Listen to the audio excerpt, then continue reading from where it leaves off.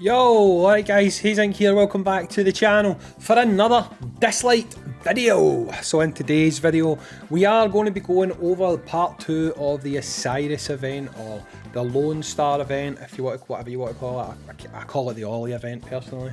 I'm going to be looking at the shop, looking at what you can get, looking at what I feel like should be your top targets, the things that you should aim for in this event, and talking about ways that you can possibly not waste your stamina. Let's be honest, stamina is something that we do burn through extremely fast in this game, so if we can keep it to a minimum, it's obviously going to be better for players long term. If you haven't already, please consider subscribing to the channel for more Dislyte content. It really does help. Let me know in the comments down below how you've got on so far with this event, and if you feel like it, smash that like button. So let's go ahead and we will talk about this event. So obviously, just for reference, we're going to look at part 1 of the event very quickly. I just want to show you this stage. Bear in mind, this is part 1, but we expect part 2 to be pretty much the same, okay? So on part 1, the best thing that you can do for speed and efficiency is farm the level down from the one that you can do quite comfortably, okay? So if you can do 6 without dying, but it takes you a little bit of time, then do 5. It's going to be more efficient for your time. You're going to get through it a lot faster. It costs you 12 stamina, and you do get 50 per turn, okay? Now, the reason I'm showing you that is because we're going to talk about that ratio on part 2s, okay? So before we look at the shop, let's look at the missions. You can see here that you do get a bulk of these coins for simply completing the boss difficulties for the first time, which pretty much tells you that it's going to follow the same formula as part 1, okay? I would expect there to be a couple of story stages, and then there's going to be 2 stages, one with part 1 to 3, and then the other one with part 4 to 6, okay? And that's what you grind. Now, the first time you do them, you get all these coins, and it works out to just about 1,000 that you get for your first time clears. So that's going to make getting your things from the shop just that little bit easier, okay? So let's look at the shop and let's see what we can actually get. As you can see, I've not even bothered to get Celia. I don't know if I'm going to get her, to be honest. We'll see. I might. I don't know. Right, so Ancient Coin Shop. Let's see exactly what we should be aiming for in here, okay? Now, like I said, for speed and efficiency, I think you would probably be better to grind difficulty level 5 if you can do level 5, okay? Even if you can beat level 6, the amount of time it's likely to take will probably be faster for you to do level 5, and the payoff is not insanely different. I mean, it's only 10 medals, so for simple efficiency and speed, you're probably better off doing the stage that's just that little bit easier, as you'll just bang through it a hell of a lot faster, okay? So, what should you be aiming for in this shop, okay? Target number 1, without any shadow of a doubt, should be your legendary Abilimon, okay? Now, Abilimon are very difficult to come by in this game. Legendary, extremely difficult.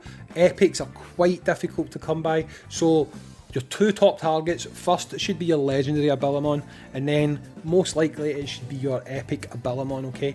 Now, these are a little bit easier to come by, but I still feel like you're going to need an abundance of these to get your characters up to max level on their skills. So picking up any when you've got the chance is something that I do recommend that you do. Even if you do not have a lot of legendary characters, I still think you should pick these up, because there's going to come a time where you're going to pull those characters and you're going to want to level their skills, okay? So having these in the bank, even if you don't have units for them right now, is definitely the way to go, in my opinion, okay? So those 2, in my opinion, should be your first target. They should be the thing that just go to the top of the list, okay? If you're not going to be someone who wants to grind out this entire shop, then congratulations, there's only 2 more things I really think that you should aim for, okay? And that would be your gold records, which is going to require 6, 4, 4, 8, 9, 10, 12. I had to do the counting there. It's going to require 1,200 of those to clear out the gold record shops, and it's also going to be 2 of these that you can buy, which would be 300 crystals.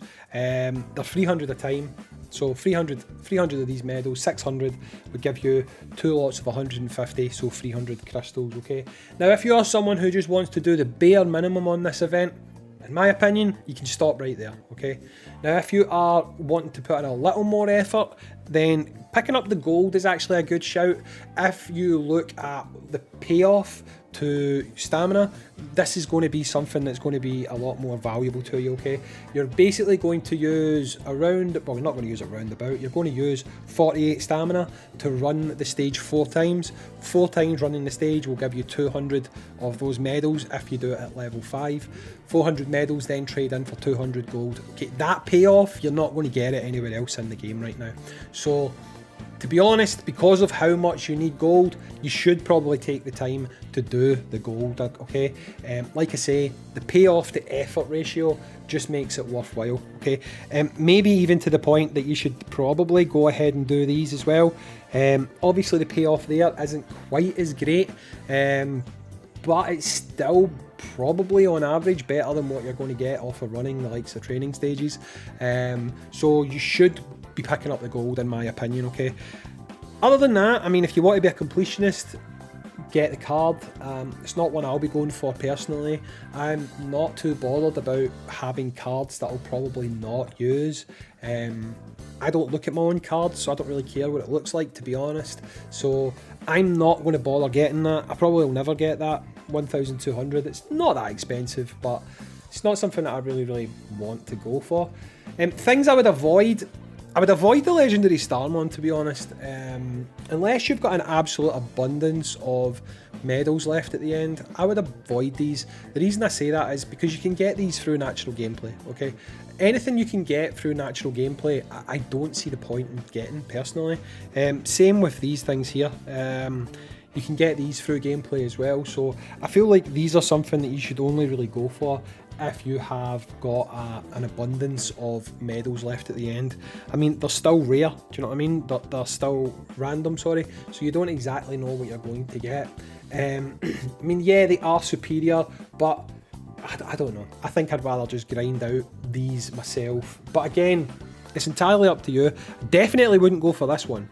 I definitely wouldn't go for this one, because for me personally, you don't want to put investment into 5 stars. You want to start trying to unlock 6 stars as soon as possible. So maybe go for the 6-star one because it is superior or above. But again, you can get these through natural gameplay, so you might not get what you want. It's a bit random. I don't know necessarily if you want to go for these, but if you've got the coins left over, I mean, why not? I just wouldn't make them priority number 1. Same with these. These can be good if you're in an absolute pinch, but again, all you need to do is run the Wave Runner event and you will have loads of these. Just start farming that event when you've got time, and you're not going to have any issue with this resource at all. So I've reworked a wee bit what I've said. I actually probably would go for these only because they are 6-star or above at superior, but I wouldn't make it your number 1 target. But your number 1 target to me should be this, then these, then probably these. Do you know what? I'd probably actually say go for these before you go for your crystals, and then go for your crystals and your gold, okay? Now, you've got a lot of time. You've still got 14 days. I would just be grinding this event. Don't like absolutely kill your stamina on it, because to be honest, if you're going to start spending crystals to use your stamina all the time or refill your stamina all the time, you start to get diminishing rewards. Like, you can only get 300 of these, so if you use 3 stamina refills, you've already wasted more crystals than you're going to earn through actually playing the game, okay?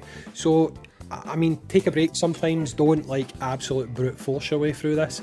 Unless you've got an absolute abundance of stamina packs that you're quite happy to burn through, I would just slow roll this, take your time.